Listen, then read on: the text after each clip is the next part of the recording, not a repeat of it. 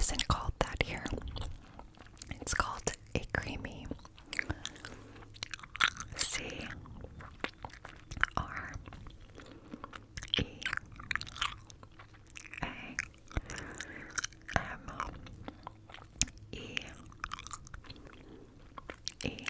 Creamy, creamy, creamy, creamy, creamy. And they are a big deal here. When it gets warm outside, everybody's talking about going to get their creamies. We were at a swimming hole the other day, and I heard multiple people from different groups, upon leaving, say, okay, can we go get creamies now? Can we go get creamies now? I took my lunch break today, and I went, and I got a creamy. Yes, I had a creamy for lunch. So that's number one. Number one. Number two. There is a major emphasis here on supporting and shopping locally. Community support is just a really big deal. More so than I've ever noticed in any other place that I've lived. Which I really like. So people will buy local produce from local farms. They'll shop in stores run by local business owners. And even just being here for 2 years, I've become really turned off by big box stores, Amazon, big online shopping spaces, which I had never thought about before, especially being in New York. But here it's like the way you spend your money, your capital, your resources has a profound impact on people here who are running businesses, who are farming, who are providing some sort of service to the community. And so I see that support as pretty integral. It's pretty important to lift one another up and to ensure the success of everybody who lives here in the state. Because Vermont is a really small state.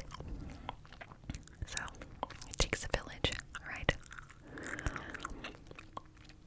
So I only go to a box store or an online shop when I absolutely have to, when I can't find what I'm looking for anywhere else. There are enough places in town or nearby that I can generally find what I need. But of course, sometimes with super specific things, that's not the case, but I definitely do what I can, and I'm better about it now than I've ever been in my life. So that's number two. Number three, not one, not two, but three. Honking your horn. Not cool. That is not cool here. Any other state I've been in, or even visited, you'll hear horns honking, right? Cars will just get annoyed. They'll go beep, beep, beep, beep. They'll go beep, beep, beep, beep, beep, beep. Honk their horns, go beep, beep. But, it's like not allowed here. It's not that it's not allowed, but it is frowned upon, to say the least. I can't even count how many times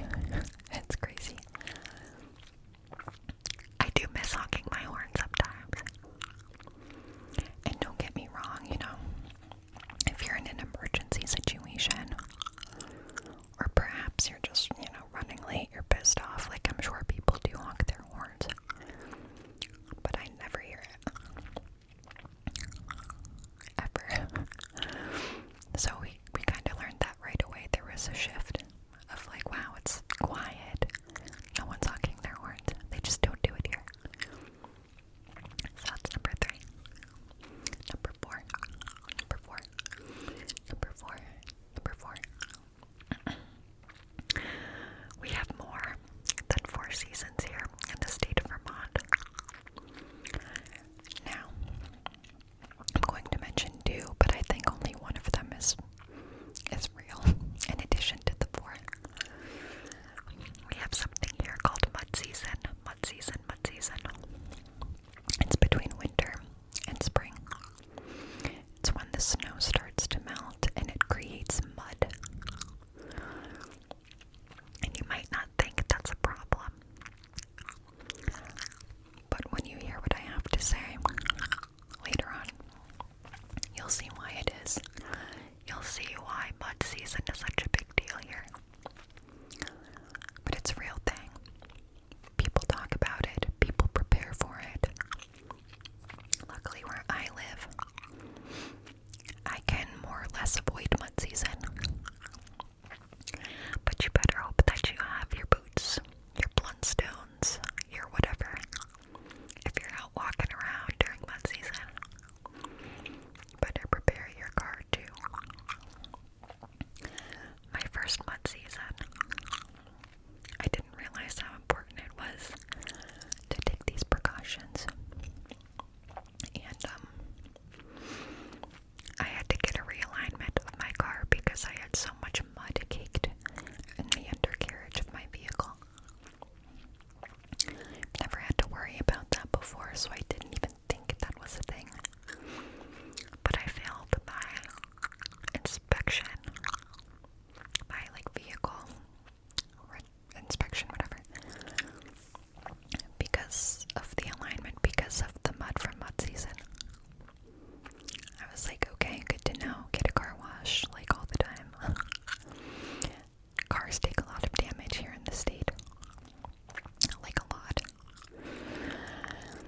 And that brings me, oh wait, hold on, before I move on. So mud season, people talk about all the time.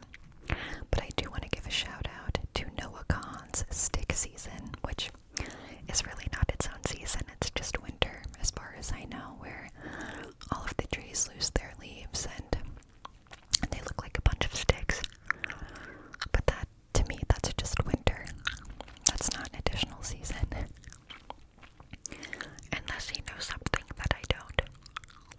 It's a good song, though.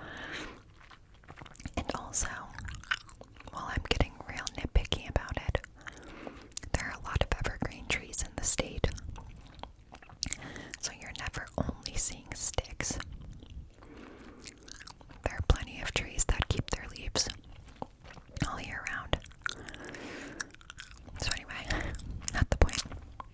Not the point at all, but we do love Noah Kahan and his music and his Vermont roots. Okay, moving on to number 5. And so just a little bit more on the sort of vehicular damage point. It's really important because of the changing seasons that you are using the right tires. This is also something that was completely new to me. But people will switch out their summer tires and their winter tires because the conditions are so gnarly when it gets cold. Because we do get a lot of snow, a lot of mud, a lot of freezing rain, a lot of whatever. And so you have separate tires for that. Which, again, was news to me. Which obviously adds up. Not everybody does it, but it can be really dangerous to go driving during a snowstorm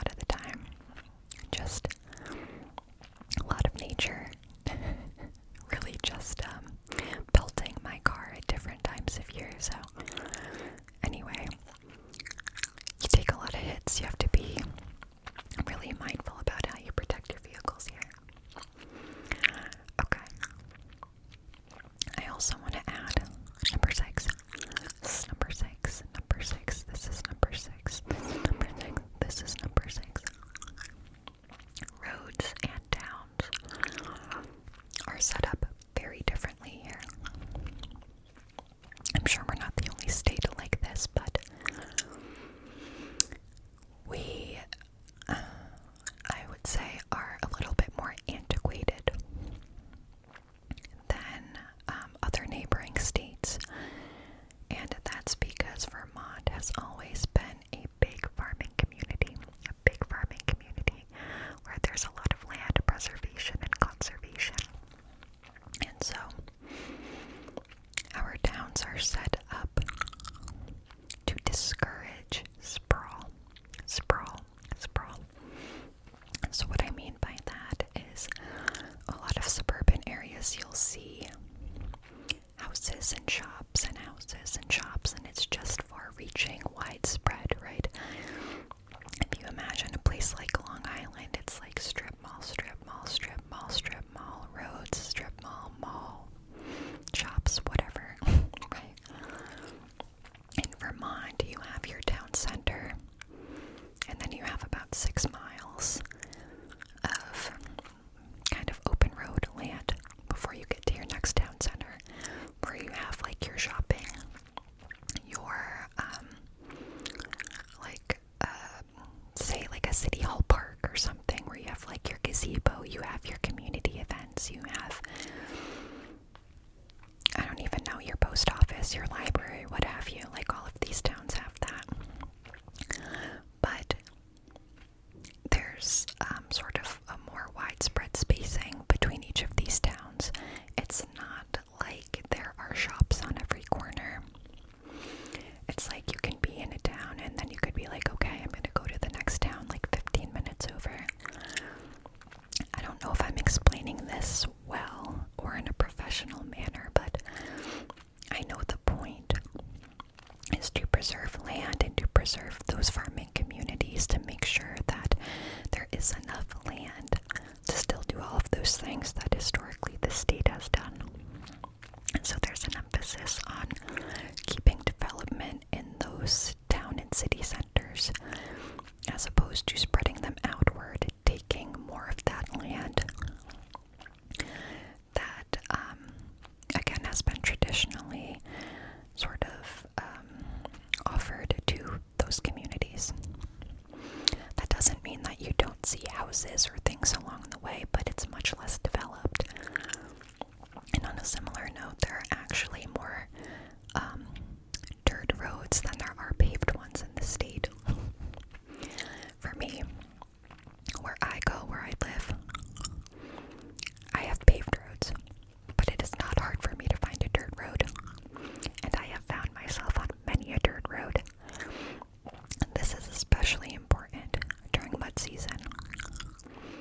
There are dirt roads that are closed during mud season and during winter time because they're so dangerous. You'll get stuck, you'll have to get towed, it's a whole thing.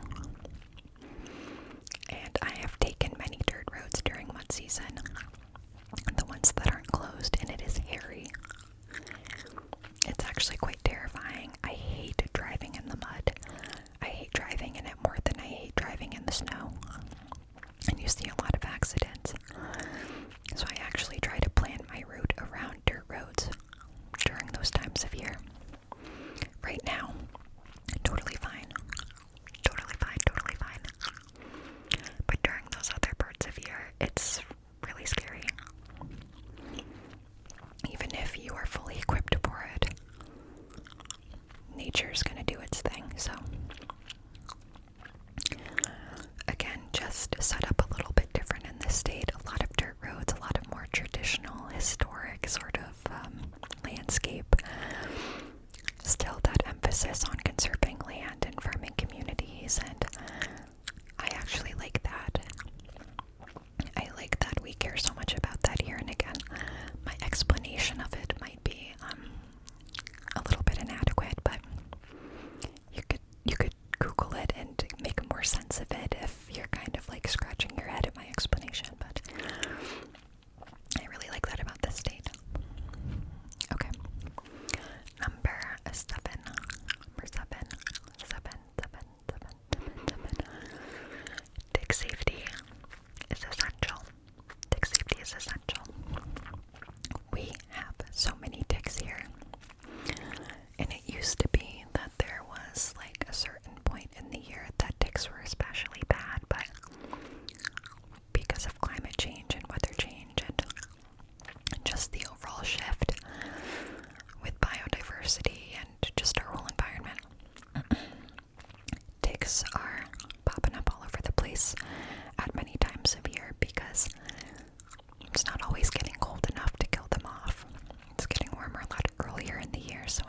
seeing more ticks more often. And so it's really important to be as preventative as that as possible. I brought this up in my last vlog talking about doing a tick check. And it's true, anytime I'm out in my garden, in the woods, any place where it's possible for a tick to live, which is most parts of the state, it's important to use tick spray. It's important to check yourself, check your skin, because they can be teeny tiny, tiny. And I'll always take a shower as soon after as possible. And just all those preventative things. And it's important because Lyme disease is on the rise. Ticks carry Lyme. They also carry other types of co-infections. Lyme disease is becoming incredibly common. And it's not something that can always be treated. And it can have some really devastating side effects. Depends on the person. Everybody's different, but it's definitely something to take seriously. Like, you don't want to just be walking around with ticks on your body. And you don't want to just pull one off and be like, oh, no big deal. You want to monitor yourself and talk to your doctor and get tested for Lyme disease if you can. So that's a big deal here. That's a big deal here. And I think we don't talk about it enough. Okay. Number eight.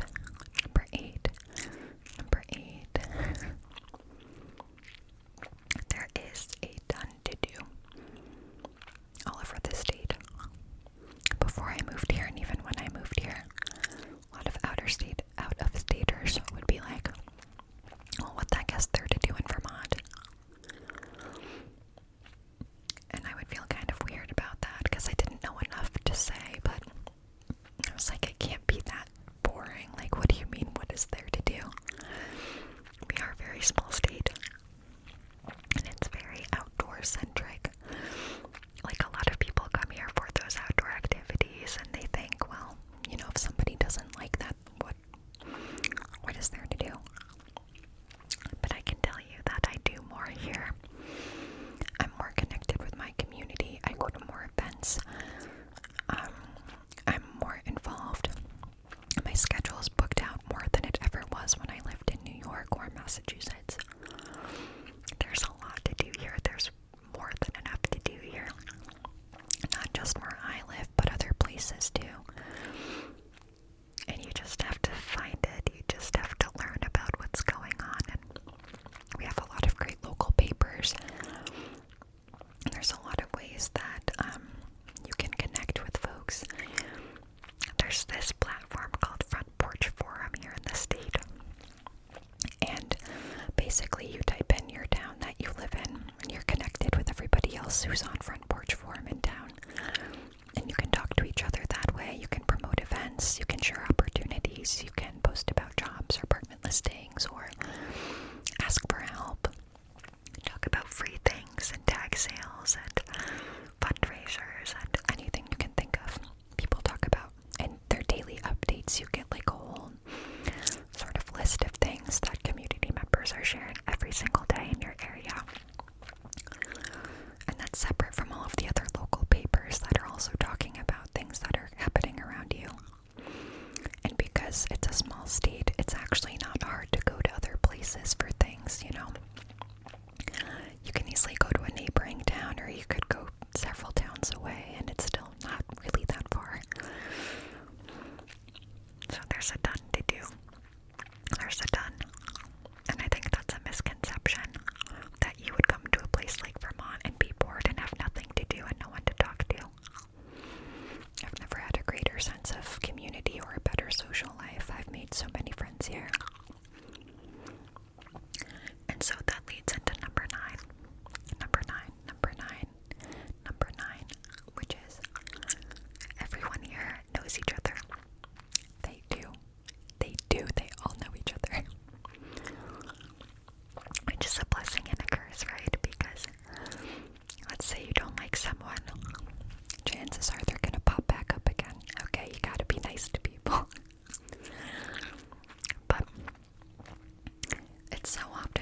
be grocery shopping.